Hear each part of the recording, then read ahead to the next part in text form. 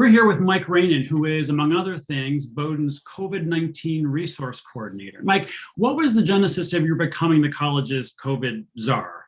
I know that the college decided they needed somebody to manage everything, or obviously with a lot of others. And I think my position as the Associate Dean of Student Affairs and Director of Residential Life gave me an opportunity to work both in student affairs, but then a lot with operations. So during the academic year, day to day, what did that job entail?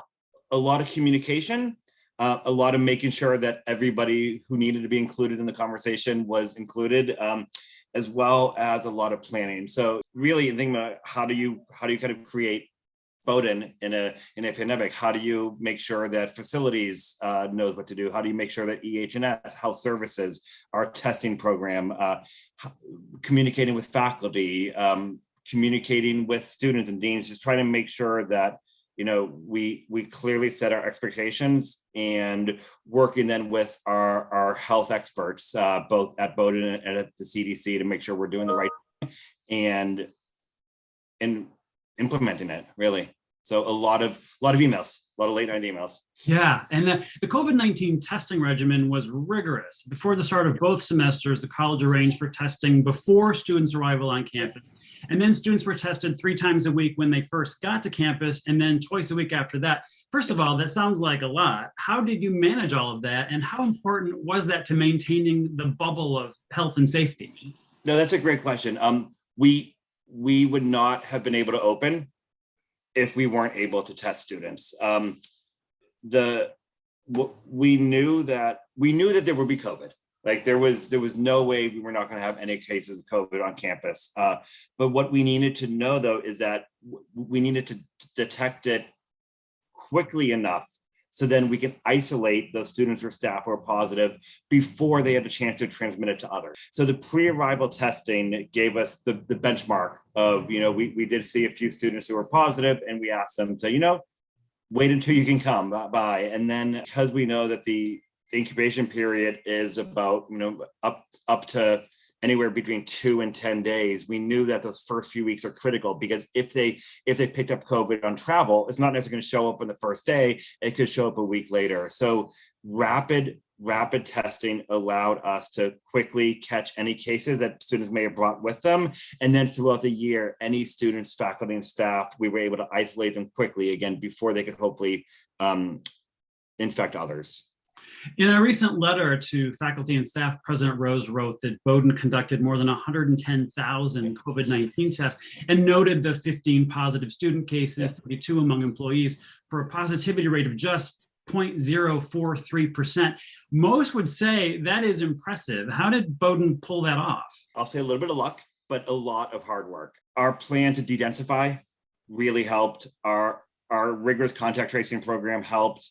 The fact, again, our frequency of testing so we could isolate quickly. We also set clear expectations for everybody, for all students, faculty, and staff. If you want to be on campus, this is what we expect. And kind of everybody lean into that. It wasn't easy, but they did. So all student, faculty, and staff worked so hard to make it happen. And then I'll also say that one of the other reasons why we were able to do so well is this spring, we were not just doing our PCR test, which is the gold standard super sensitive tests.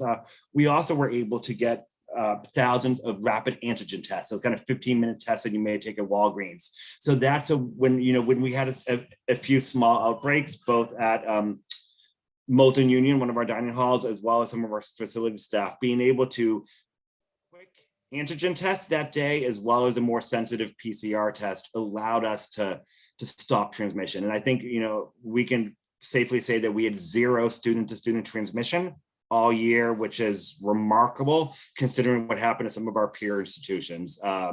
So yeah, it was a really good testing protocol and really clear expectations. Yeah, it was really rare, but what did happen when a student would test positive? Walk me through that process. Yeah, of course. Bowdoin, which is amazing, had such a high level of care for the students. So what would happen, normally the results would come back the next day, And those of us with access to the results would check and see a positive result. And then we would rapidly put a plan into place. We would have our health services, because it's medical information, we would have our health services contact the student. We would prepare an isolation room for them in one of our isolation dorms. Then isolation response managers kind of contact them and be the human face of it and say, look, this is what we're going to walk you through step by step. We're going to get you moved to our isolation dorm. Security will help you. We're going to make sure you have 3 meals delivered. What are your food preferences? You know, we're going to make sure that we'll contact any professors. We'll help contact your parents. We'll answer any questions, and we're going to check in on you. You know, and I think that was it, because it's isolating for 10 days by yourself can be really isolating.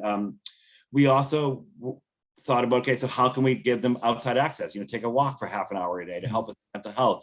We gave them access to mental health resources. They had daily telehealth with our mental health professionals. We got them care. We bought them care packages if their parents wanted to, or other family wanted to send them something. We even had, you know, throughout the fall, in the spring, we would have food trucks every Friday night. I remember there was one time this spring where we had, you know, two or three positive students and about, you know, 15 students in quarantine, and I delivered them Taco the Town at 10 o'clock on a Friday night. So we really took care of them, knowing that it's isolated, but making sure they had the care that they needed. All academic year long, we saw and we continue to see your name on so many messages and updates to the campus community. And there was a dashboard that was updated daily. How important was that in terms of transparency? It was essential. We early on, when we decided how transparent we wanted to be, we decided we weren't going to hide anything. And I think we also learned that throughout the year, we needed to be even more transparent. I think back in the fall, you know, it's a small school, and especially in the fall when we only had first year students and then a small number of upper class students here, the rumor mill flew. You know, we wanted to debunk any rumors. There was so much confusion when there's a positive case with their suite mates, their friends, their teammates, their professors that they were in person class, what it meant to do contact tracing and have to go into quarantine if you're a close contact. Did we have to close the dining hall? You know, where were these staff cases? How many people had to go into quarantine? We decided early on that we wanted to be as crystal clear as possible, and we did. And I think it helped with the confusion. On the home front, many of us have faced challenges with childcare and with helping educate our children amid the pandemic. You have children at home. How have you been able to juggle the demands of being the COVID czar with those of family? It's been incredibly challenging. You know, because I was still doing my day job as the Associate Dean of Student Affairs. And luckily I have 4 directors who report to me who just really stepped up to the plate. And then on the home front, in March, when everything shut down, we actually had a member of the class of 2020 move in with us and nanny for us and work with our children. Now they're 6 and 9, so they were sent home in March, just like Bowdoin students were. So having her live with us while both my wife and I, you know, work full-time demanding jobs was tough. And then, you know, this year again, being thankful that our students our children were in school for a little bit, and then kind of managing and then really at night after they went to bed, staying up very late, answering a lot of emails to make sure I was on top of things. Very lucky for my wife, who also worked from home, and we did it together.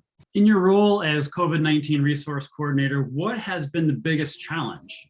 Things change so quickly in what we know about COVID and what's the appropriate response, making sure that we're following the science, but also doing what's important for Bowdoin, and not changing so often that people are confused about what we're doing and why we're doing it. What did you learn about the college and perhaps the campus community through all of this that you did not know? I was drawn to Bowdoin because, you know, I'm also a liberal arts graduate, and I wanted to work at a college where everyone is in it together, kind of faculty, staff, administration, alums, for the common goal of giving the students as best of an experience as possible. And, you know, COVID just showed me this 100 times over. So many people were asked to do jobs that were, you look back at our job descriptions, you know, running a school during a pandemic is not in any of our job descriptions. But for me, it was seeing everybody say, how can I help? You know, from from move out, where we had, Scott Micklejohn packing up students' belongings who couldn't come back since Bowdoin closed over spring break last March. President Rose and his wife taking a shift at our testing center. The fact that everybody said, how can I help? Where do you need me? It just showed my faith in why I came to Bowdoin and why Bowdoin is as amazing as it is. Well said, Mike. Mike Ranen, COVID-19 Resource Coordinator and Director of Residential and Student Life and Associate Dean of Student Affairs. Thank you for all you do and for your time today. No problem. Thank you very much.